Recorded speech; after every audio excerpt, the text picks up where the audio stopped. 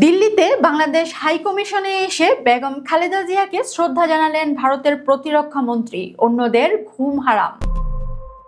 সাবেক প্রধানমন্ত্রী ও BNP chairperson Begum Khaleda জিয়ার প্রয়াণে গভীর শোক প্রকাশ করে ভারতের প্রতিরক্ষা মন্ত্রী রাজনাথ সিং বলেছেন, দিল্লি ও ঢাকার মধ্যে দ্বিপাক্ষিক সম্পর্ক জোরদারে এই মহিয়সী নেত্রীর গুরুত্বপূর্ণ অবদান সবসময় শ্রদ্ধার সাথে স্মরণ করা হবে। বৃহস্পতিবার 1 জানুয়ারি দুপুরে ভারতের রাজধানী দিল্লিতে অবস্থিত বাংলাদেশ হাই কমিশনে গিয়ে তিনি বেগম জিয়ার স্মৃতির প্রতি শেষ শ্রদ্ধা নিবেদন করেন। এ সময় রাজনাথ সিং সেখানে রক্ষিত শোক বইতে ভারতের সরকার ও জনগণের পক্ষ থেকে আন্তরিক সমবেদনা জানিয়ে একটি বার্তা লেখেন। তিনি উল্লেখ করেন যে বাংলাদেশের রাজনৈতিক ইতিহাসে বেগম খালেদা জিয়া কেবল একজন প্রভাবশালী নেত্রী ছিলেন না, বরং দুই প্রতিবেশী দেশের বন্ধুত্বপূর্ণ সম্পর্ক এগিয়ে নিতে তার ভূমিকা ছিল অত্যন্ত তাৎপর্যপূর্ণ।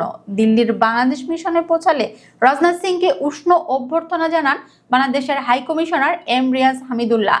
এটি ছিল ভারতের কোনো প্রভাবশালী মন্ত্রীর পক্ষ থেকে সরাসরি হাই কমিশনে গিয়ে শোক প্রকাশের একটি ব্যতিক্রমী ও সম্মানজনক পদক্ষেপ। এর আগে 2021 সালে সশস্ত্র বাহিনী দিবসের অনুষ্ঠানে যোগ দিতে রাজনাথ সিং এই মিশনে গিয়েছিলেন, যা সামরিক ও কূটনৈতিক সৌহার্দ্যের এক অনন্য নিদর্শন হিসেবে বিবেচিত হয়েছিল।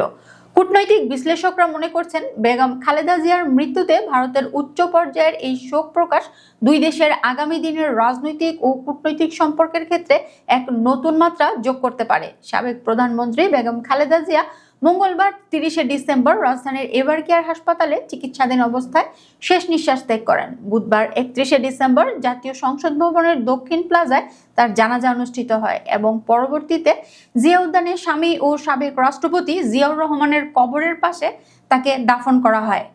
জানা যায়, দলমত নির্বিশেষে লাখ লাখ মানুষের অংশগ্রহণ বাংলাদেশের রাজনীতিতে তার অসামান্য জনপ্রিয়তাই প্রমাণ দেয়। তার এই মহাপ্রয়াণে কেবল ভারত নয়, বরং বিশ্বের বিভিন্ন দেশের প্রতিনিধিরা শোক প্রকাশ করেছেন এবং অনেকে সশরীরে জানাজায় অংশ নিতে ঢাকায় এসেছিলেন। ভারতের পক্ষ থেকে এই শোক জ্ঞাপন কার্যক্রমের ধারাবাহিকতায় বুধবার 30 ডিসেম্বর ভারতের পররাষ্ট্রমন্ত্রী এস জয়শঙ্কর বিশেষ ফ্লাইটে ঢাকা সফর করেন। তিনি বিএনপির ভারপ্রাপ্ত চেয়ারম্যান তারেক রহমানের সঙ্গে দেখা করে ভারত সফরের আনুষ্ঠানিক শোক বার্তা তার কাছে হস্তান্তর করেন। এস জয়শঙ্কর ও রাজনাথ সিং এর এই পদক্ষেপগুলো নির্দেশ করে যে ভারত সরকার বাংলাদেশের পরিবর্তিত রাজনৈতিক পরিস্থিতি এবং বিএনপির নেতৃত্বের প্রতি বিশেষ গুরুত্ব দিচ্ছে। ভারতের এই কূটনৈতিক শিষ্টাচার দক্ষিণ এশিয়ার আঞ্চলিক স্থিতিশীলতা ও পারস্পরিক সহযোগিতার পথে একটি ইতিবাচক বার্তা হিসেবে দেখা হচ্ছে।